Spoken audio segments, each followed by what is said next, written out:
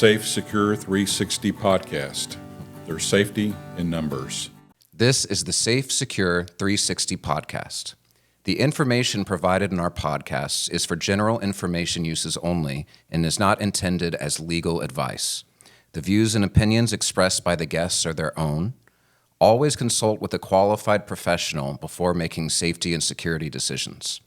For more information about this topic, check out our website at safesecure360.com. Welcome back to the Safe, Secure 360 podcast. There's safety in numbers. Today's topic is talking about concert security and how concert security can impact you when you visit a small or large event. The title is, Ladies and Gentlemen, Run. Well, Robert, thanks for talking to us today. I have a special place in my heart about concerts. It's one of my favorite things to do in the world. I'm a musician, and so this is a really close to home topic for me. When we go to concerts, we go to get out of our element a little bit. We go to have a good time, and we're paying good money and bringing our friends to go enjoy ourselves. But I'm reading these news reports about Russia, about Las Vegas, and here in Houston about the Astroworld concert, where these concerts are having disastrous endings to them. So I want to talk to you about what makes a good, safe concert and how the forces working together can do a great job for the concert. So what all goes into the safety of a concert? What teams are part of it, and what do they all do? Well, when you present a large event, and when I say large, 5,000 people up to 50,000 people, there's a tremendous amount of planning that goes into that to develop an operational safety plan. The operational safety plan talks about ways and purposes of directing people, making sure that the concert event has a predictable outcome of safety. The plan is developed far in advance of the event, and the plan is developed through the promoter and through their own internal security. Also, a SMART plan will involve emergency responders and off-duty police officers who are working at that event, because you're going to have them for an event that large. And I think involving the fire department and your own internal emergency medical services people is a great idea. So I think fundamentally, concert security in a large setting like that begins with the development of the plan. And the plan's going to certainly say, where are you going to do this concert? Is it inside? Is it outside? Is it a general admission concert? Or is it a reserved seating concert? Is it a free concert? All of those have different aspects to them which shape and change the way you approach security for these types of events. You mentioned the Russia incident where several people were killed by an active shooter there. Certainly we had Las Vegas, which had a very large outside attraction for people at a country show. And certainly we had Astroworld. We're based in the Houston, Texas area, so Astroworld is really a close to home thing, and a tragedy that resulted in at least 10 people dead and hundreds of them injured during that event. So I think looking back on these events, what did we learn from them, and how can we take proactive steps to prepare and plan and reduce risk and reduce loss and reduce liability for the concert promoter, for the artist, and reduce the risk of being injured to our first responders and to our security people who are there at the concert, trying to maintain a safe environment for people to have fun. So it's challenging. So what I'm hearing you say is there's a safety plan which organizes the roles of all the people working at the event, from EMT to fire crew to police or security to the artist to the management, and includes the people in it. Let's focus on being a consumer of a concert. I bought tickets, I'm going to go with my family to the concert. What things should I keep in mind as I'm showing up to the event as I'm finding my seat, or if it's general admission, as I'm sort of finding my spot to stand on the dance floor, what kind of things should I be looking for? How should I be thinking as I'm entering the concert? That's a great question. I think that all of these promoters who are putting on these, and we're talking about medium to large venues, will have a very informative website, and perhaps the same website where you bought tickets. The website is going to have very important information on it about prohibited items. The website is going to tell you what you cannot bring in. Perhaps it's a closed purse that's not visible. Perhaps it's a backpack or some type of carrier. The website is also going to talk about knives or liquid content things, or it's going to list a lot of things in the disclaimer in the prohibited items list that you should follow to save yourself a lot of trouble of being either rejected or not being allowed in or being ejected once you're there, because you want to follow the rules. And all of these rules in the prohibited items list are thought through and reasonable. So that's real important. The second thing I think the website will tell you is if this is a general admission concert or if it's reserved seating. A reserved seating event on your ticket will have a area, aisle, row, section, seat number, and that lets you know that you are seated in a specific area. That's your seat, and no one else can take it or have it. There's typically a lot more order and a lot more good things conduct-wise by a large crowd when you have reserved seating, because it segments and compartmentalizes people to a certain area and restricts or prohibits other people from coming into that area and trying to push. The other type of event is a general admission event, or a free event even, could be a general admission event. The general admission event really is more risky because everybody feels like they want the front row, or they want to be close to the artist, or they want to be in the very, very front. And if you have a large event, you just can't all be in the front or on the floor or real close to the performing artist. So the risk increases with a general admission event because once the door is open and once the people are allowed in, you'll commonly see them running as fast as they can to get to that point in the concert floor that gives them the most access and the most exposure to view the show. So a general admission event can compact people where you would think there could be 3,000 people comfortably seated there. You may have a 5,000 person rush or push to gain that advantage of being able to be closer. SAFESECURE 360. We are a security consulting group located in the Woodlands, Texas. We assist our multiple clients by reducing their risk, loss, and reputation impact. We also do full security assessments on their facilities, large churches, large private schools in Texas, and we want to help you. Take a look at our website, safesecure360.com. Brings my mind right to Astroworld. Why don't we'll circle around all these ideas. Let's come back to how people at concerts can protect themselves. Let's talk a bit about the management and artist side of things, but let's set the scene of Astroworld.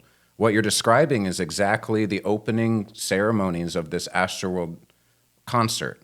When they opened the gates, people were pushing over each other and trampling each other right at the openings of the gates of this event.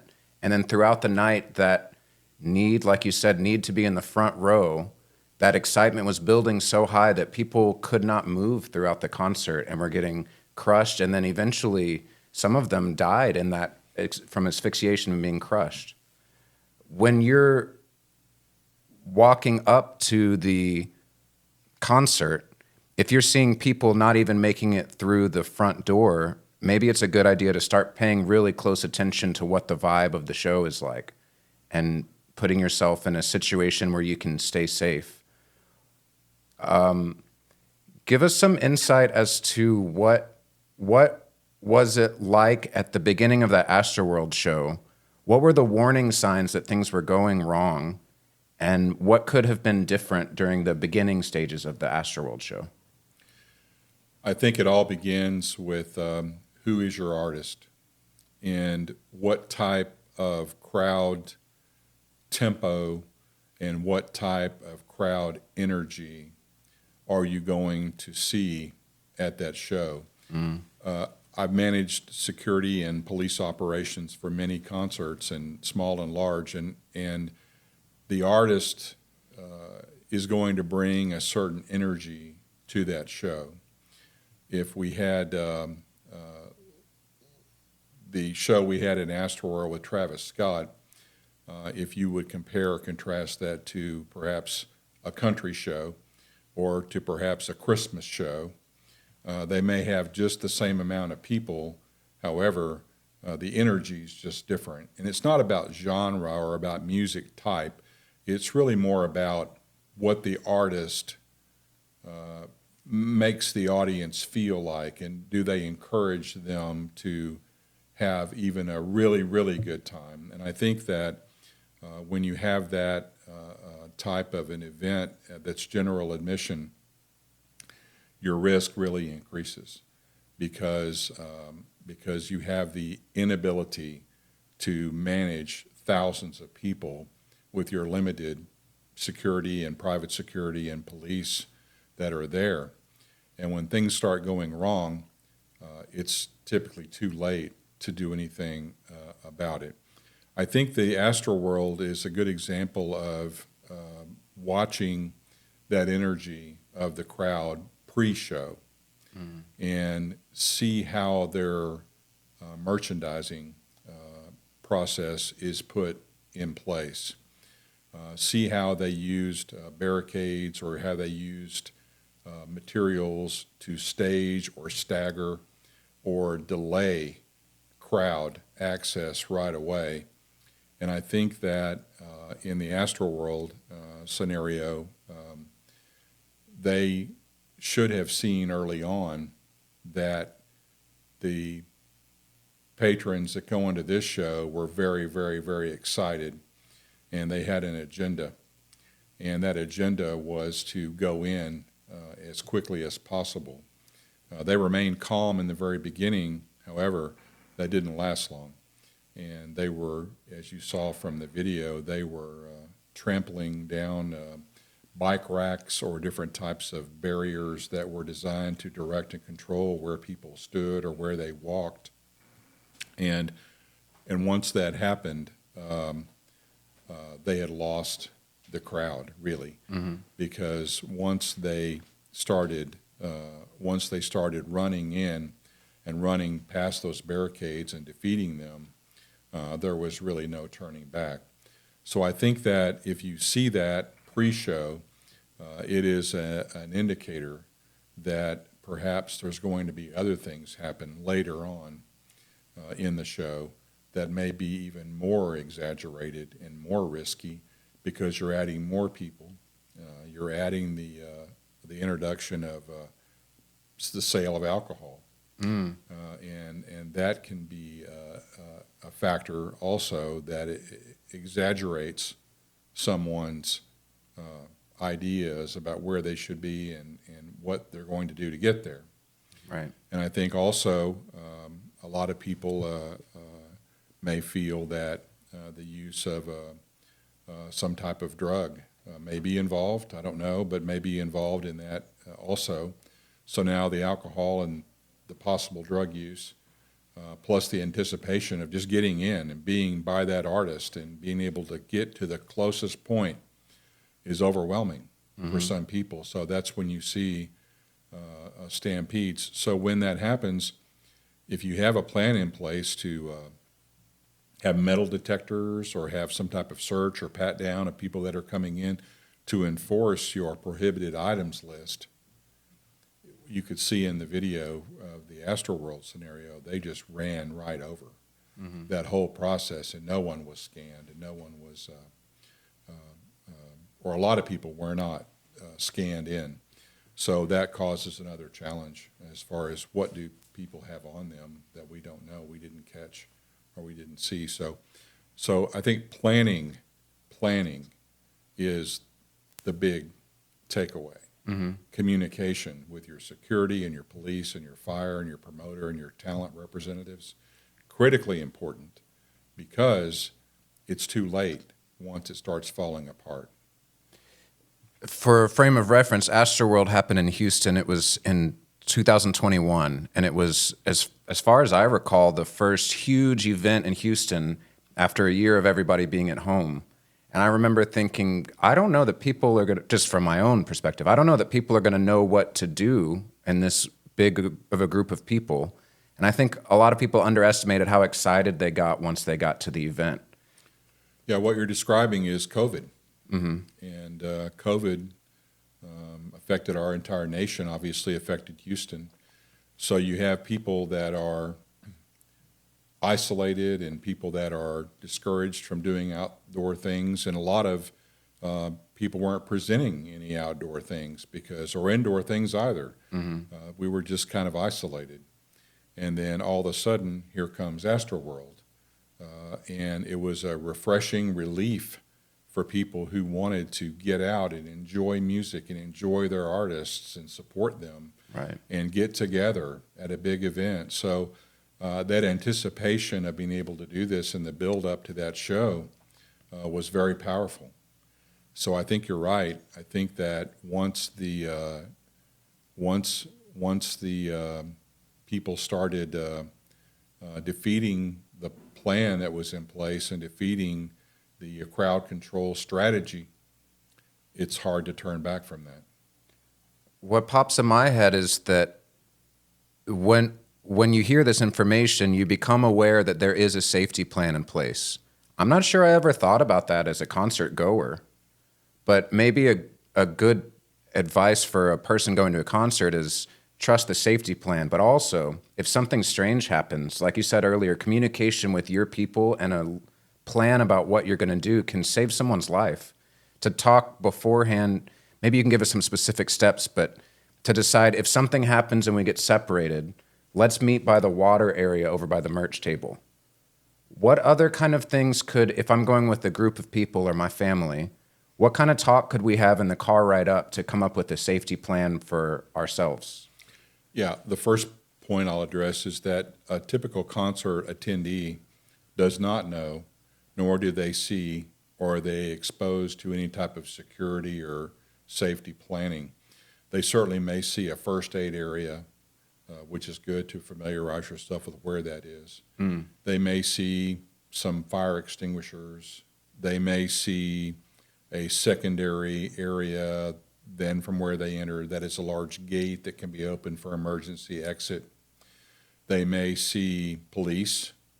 They may see uniform security or T-shirt security. They may see emergency medical staff throughout the venue. But they don't know the intricate rules, and they don't know the procedures that have been rehearsed and in play that they may be the consumer of if something goes wrong. So I think that you're right.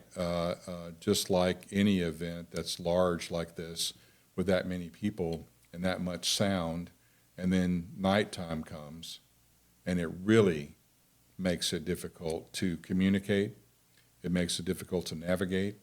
It makes it difficult to understand exactly where you are, and where you were a few moments ago may have changed now because the crowd may have moved you.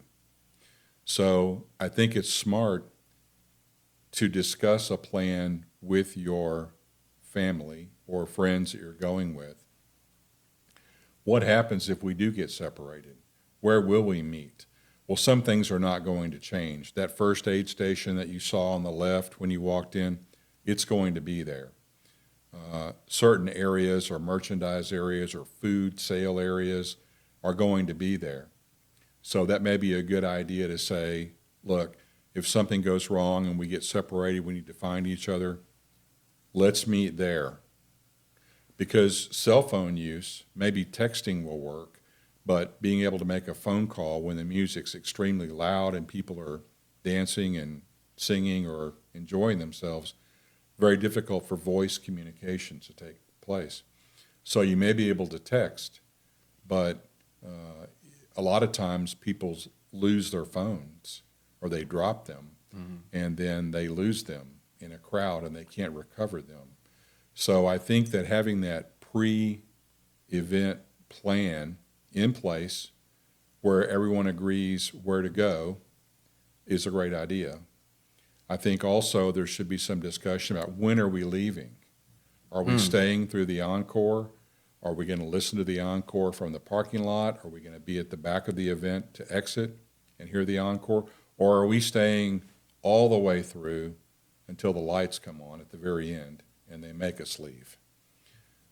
So I think that when children get introduced to a concert like this or to a large group gathering, the dynamic changes because they're less able to think for themselves and they're more in need of direction. Right.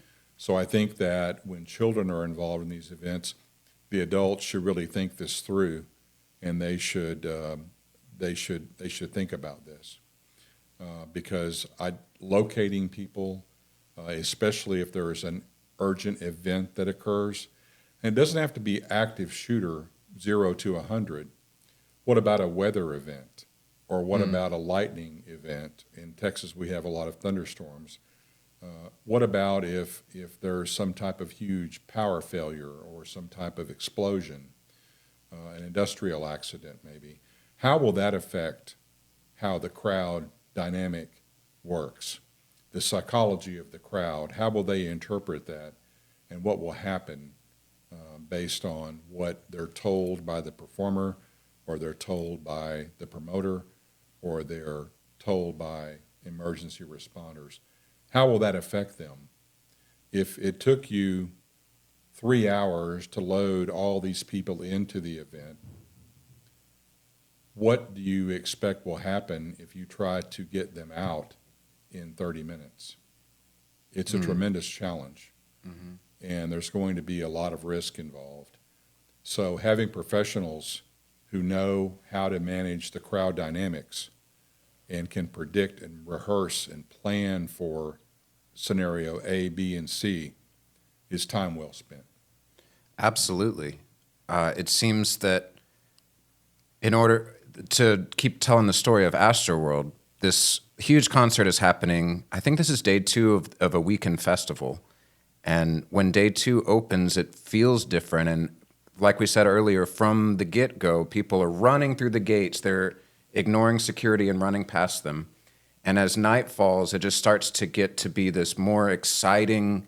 Everybody that was interviewed, there's a great local news documentary about this concert. And everybody that was interviewed in the concert talks about when nighttime lands, it gets so exciting. And then all of a sudden, everybody said they were moved by the crowd, like you were saying. They were physically removed from where they were, and they couldn't necessarily stay with their friends anymore. And then as the fires started going and as the concert went on and as an artist brought up another huge artist to come sing with him, these people started screaming for help and couldn't be heard. It was really difficult to communicate with that much going on. An ambulance had to drive through the crowd, and it was difficult for the ambulance to get in. It seems that in a really well thought out safety plan, there might have been 5 or 6 or 10 steps before this that would have started triggering responses that would have made all of those work better. What can we learn from this concert? Just kept getting more and more wrong. And when the concert goers tried to communicate with the camera crew and the security, they reported that everybody seemed like they didn't really know what was going on. To me, I wonder if the safety plan was thought through enough for a concert that size. So on the side of the production company that's running the safety plan and the venue that's hosting the event, what could they have done and what can we learn from this on their side? It's my opinion that it's easy to look back and find out things that went wrong. I think a ticket buyer has an expectation of excitement. They have an expectation of going and having a good time. They do not have an expectation or a reality that someone may be injured or even worse, killed, right? So these are things that the promoters and the producers of the show need to consider and take great lengths to choose the right security protocols and put them in place with people who are experienced in managing large crowds and in managing situations that are not predictable. When you have that many people and in a general admission event, there is great need to move closer. And when this happens, it's just tragic, because there is no closer to go once you're compacted in the front or middle or even in the back, less in the back.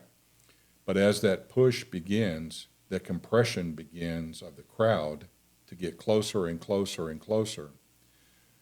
Some people, just because of balance or because of drinking, or perhaps if they've used some type of drug, are not as sturdy and stable.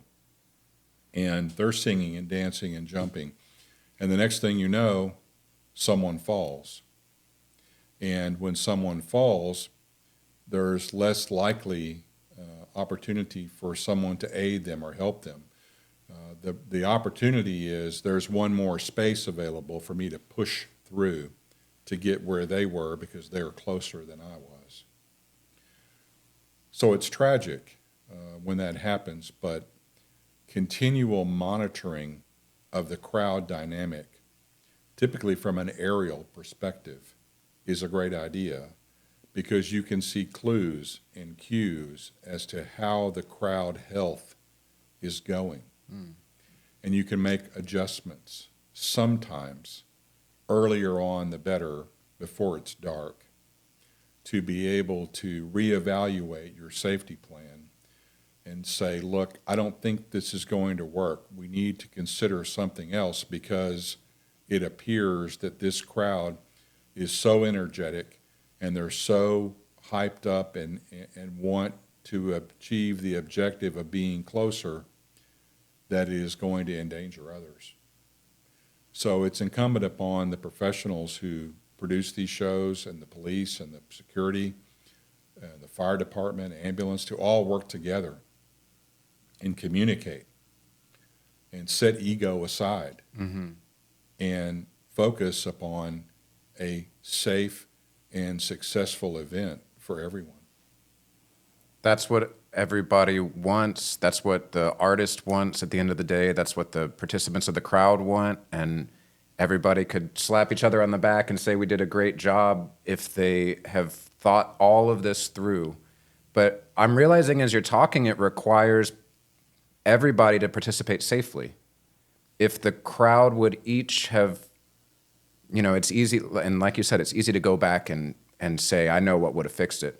But if enough of the crowd had come together and started saying, this is getting dangerous, and pulled back, that might have changed the events.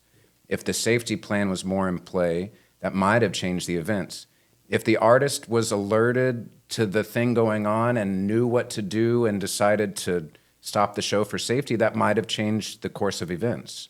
So what's really going on is that these three parties of the production, the artist, and the concert goers should all agree on having a safe and fun time together. Absolutely. No one wants to be injured and certainly killed at a music event or anywhere. So they're relying on that production crew. They're relying on those police officers and those concert security people. We're assuming that you have this under control. We're assuming that you have plans in place if we have to evacuate. We're assuming you've thought about an active shooter event. This was not an active shooter event, nor was it an event where there was some type of external crisis that influenced the crowd. It was internal. Imagine a large-scale event like that, and an example of that is Las Vegas. You're at night, a large-scale event, a lot of people outdoors, and all of a sudden music's playing very loud, and all of a sudden someone begins shooting into the crowd from an aerial platform away from the event. As humans, we go through several different thought processes. The first one is denial. I mean, how could this be happening? There's no way. I heard something, but I'm not sure what that was, but there's no way that was a gunshot. I mean, it had to be a music, or the sound popped, or there was something, someone made a sound. And then after that denial occurs, that you just can't believe this is happening, then you start piecing things together. Well, you heard that sound, and you know what a gunshot sounds like, so you're remembering something you know, and then all of a sudden you look over and you see the result of that gunshot. Someone was standing, and then now they're not, and they could have blood, or there could be some other piece that you piece together, and eventually you overcome denial, and you agree there is something going on here that's terrible. And then after that, you start looking for others to see how they're behaving, to look for social proof as to what to do. And then eventually there's the decisive moment where you take action, or you leave, or you hide, or you shelter, or you get away from the event and the danger if you can. So the Astroworld scenario didn't have those dynamics in play, but the result was still the same. There were people injured and people killed. So, but remember, there are thousands of large general emission events that occur in the world every year, thousands. And although the Astroworld event and the Russian event and the Las Vegas event that we talk about were atypical, because it normally doesn't happen that way. There are professional people in play, from the production to security to the police, who are very experienced in overcoming these risks and preparing for them. These are just 3 examples of when something went very wrong. And it's an opportunity for us to learn from this and take proactive steps to forward think this for the future, to keep everyone safe. As a concert goer, that makes me really grateful for all the concerts I've been to where I didn't have to think about this. That means that it implies that a production company is doing a really good job of hiring a security professional to help them work this through, and that makes me grateful for that.